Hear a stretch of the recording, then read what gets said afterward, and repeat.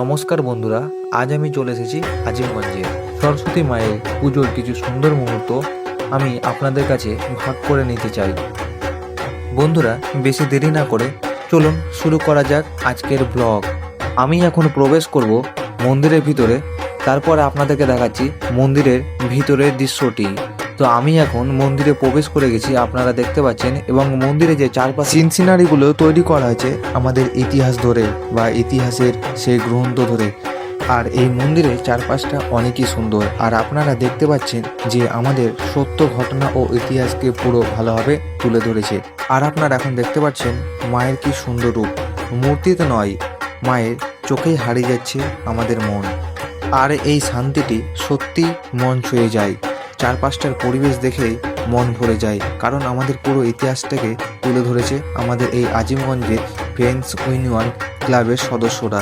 তো আপনাদেরকে অবশ্যই বলবো আমার চ্যানেলটি সাপোর্ট করবেন এবং সাবস্ক্রাইব করে আমার পাশে থাকবেন, যেহেতু এরকম নতুন নতুন ভিডিও আমি নিয়ে আসি আপনাদের জন্য। তো সামনের দিকে আরও দেখা যাক।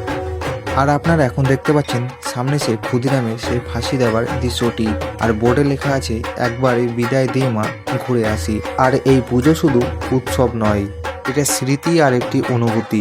আর আজিমগঞ্জের প্রতিটা পুজোতে একটা আলাদা গল্প থাকে। একটা প্যান্ডেল থেকে একটা প্যান্ডেল ঘুরে মনটা ভরে যায় মায়ের দর্শনে, আর আসে তারপর সেই মুহূর্ত যখন আনন্দ শেষে বিদায়ের সুর বাজে আর মায়ের বিদায়ে চোখ ভিজে যায়। তবুও মন জানে মা আবার ফিরে আসবেন।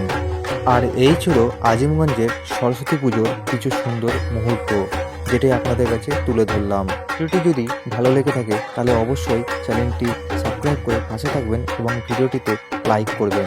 অবশ্যই কমেন্ট করে যাবেন ভিডিওটি কেমন লাগলো আপনাদের। জয় মা সরস্বতী। আবার নেক্সট ব্লগে আপনাদের সঙ্গে দেখা হচ্ছে।